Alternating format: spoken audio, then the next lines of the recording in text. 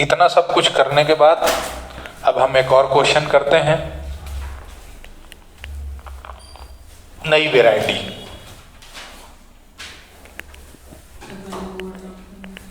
कोई बात नहीं, एक नई वैरायटी का क्वेश्चन अब हम करेंगे कोरिलेशन में, और उसके बाद रैंकिंग मेथड। लगना चाहिए ना, इज्जतदार चैप्टर है ना? है इज्जतदार चैप्टर है, इसलिए लगना चाहिए। चल,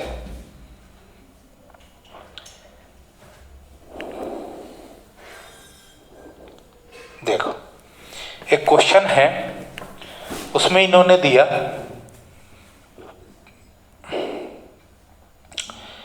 एक्स सीरीज वाई सीरीज, यहां पर तुमको n दिया और यहां पे स्टैंडर्ड डेविएशन दिया 30, 3, 30 और 2, और क्या बोल रहा है वो,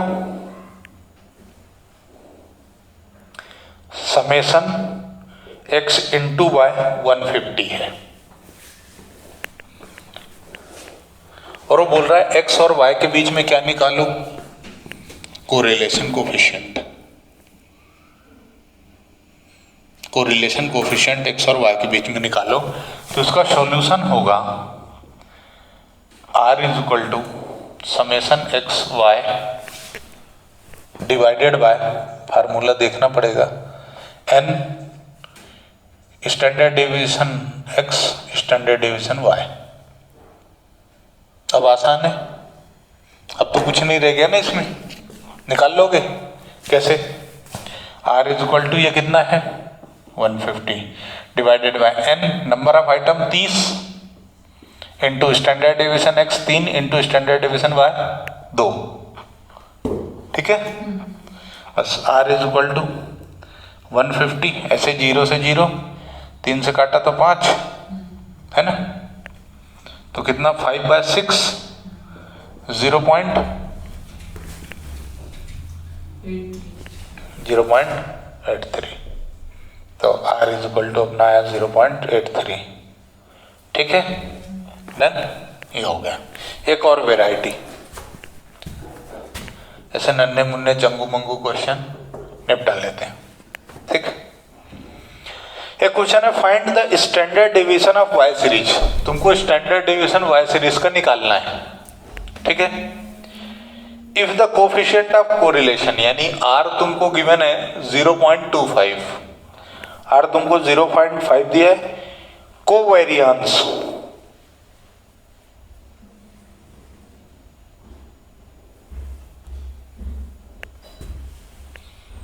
COV x, y, ये गिवन है, कितना गिवन है, who's there, yes, okay okay,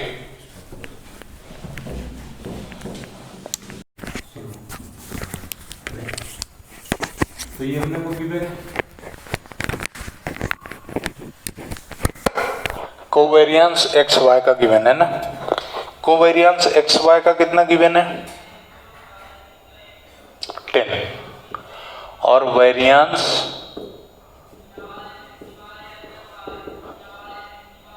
variance of x ये गिवन है 64।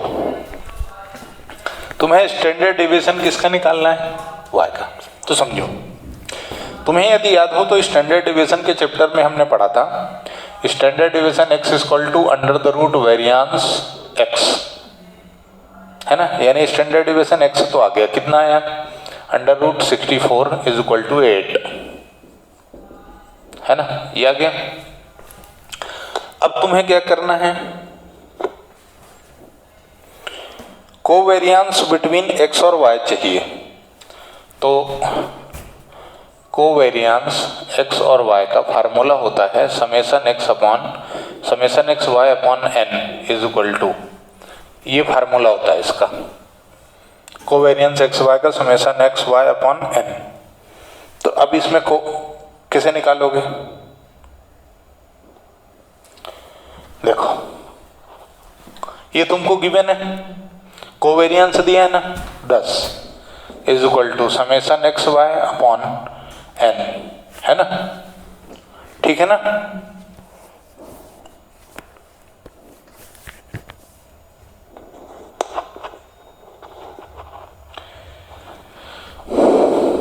और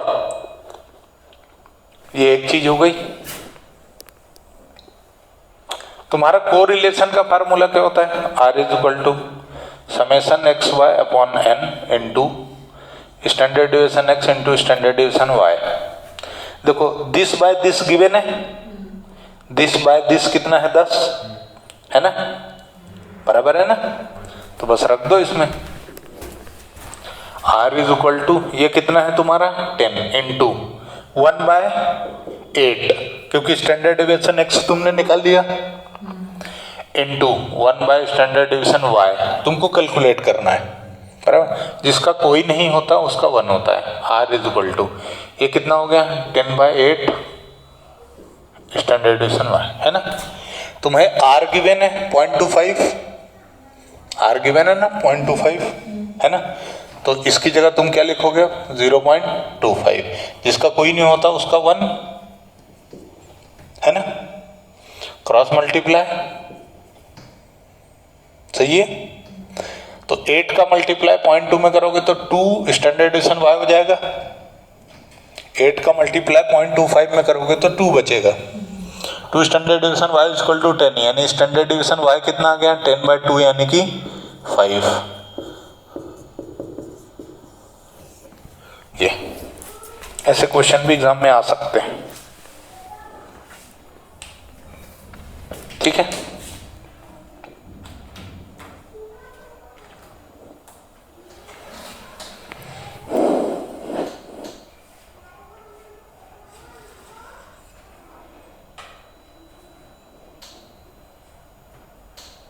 चलो अपन ने लगभग हर वैरायटी कवर कर ली है, फिर भी कोशिश करते हैं यदि कुछ नई चीज मिली तो करने की।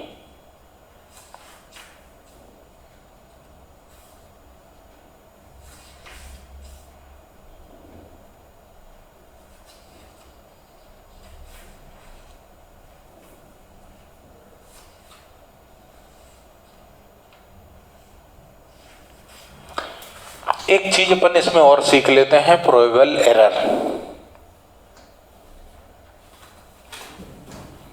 ठीक है। इसको हटा दूं ना, इस वाले को,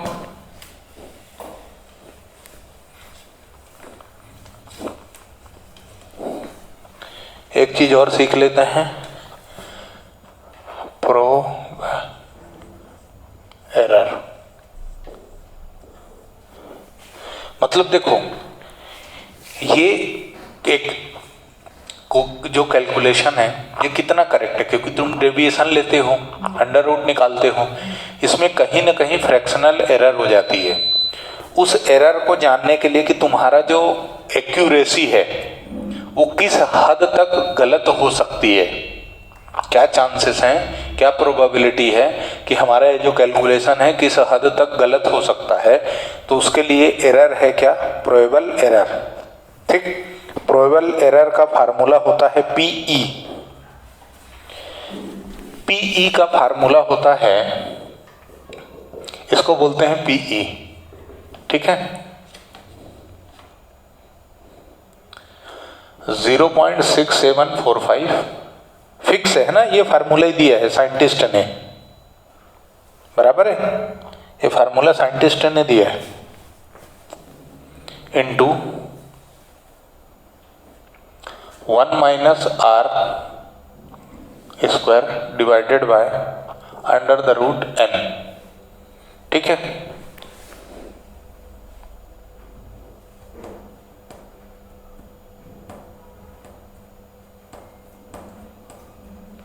अब इसका सॉल्यूशन एक पहले क्वेश्चन बनाए अपन, है ना, क्वेश्चन बनाते हैं। क्वेश्चन बनाना क्या है, इसी को कर लेते हैं।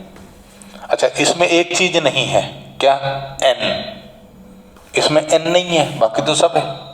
भाई अपने को क्या चाहिए, r चाहिए, तो r दे के रखा है, n नहीं है ना, n अपन 1 से ले लेते हैं, मतलब अपन क्वेश्चन बना लेते हैं कि if n is equal to कितना ले लूं, 4 ले लूं, 4 वैल्यूज, और r इज इक्वल टू, अच्छा ठीक है 4 वैल्यूज।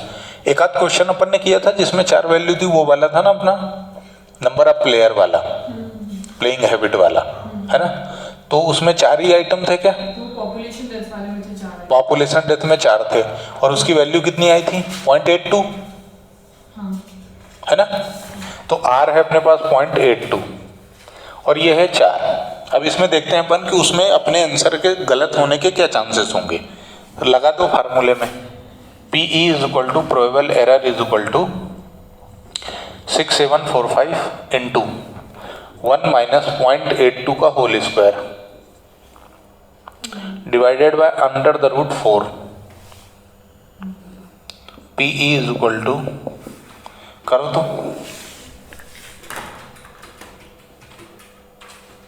0.82 का होल स्क्वायर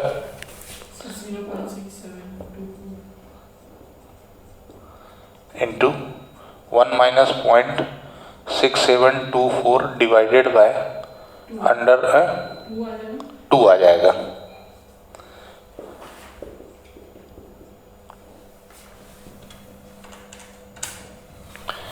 जीरो 0.6745 इंटू 0.3276 इनका डिफरेंस डिवाइडेड बाय 2।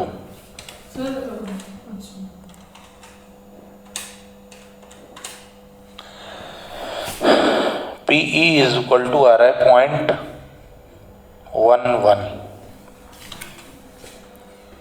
0.11 चांसेस हैं कि हमारा आंसर गलत हो।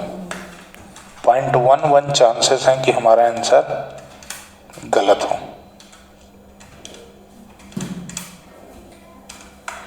ठीक है, 0.1 चांस है कि हमारा क्वेश्चन का सॉल्यूशन गलत हो सकता है, यह है प्रोबेबल एरर। ठीक है, तो यहां से कार्ल पियर्सन कोरिलेशन कोफिशिएंट खत्म होता है। अब हमको पढ़ना है क्या? स्टैंडर्ड डेविएशन, सॉरी कोरिलेशन में अब हमको पढ़ना है Spearman rank correlation. Spearman rank correlation की शुरुआत अब हम करेंगे अगले हिस्से में। तब तक के लिए आपका बहुत बहुत शुक्रिया, धन्यवाद।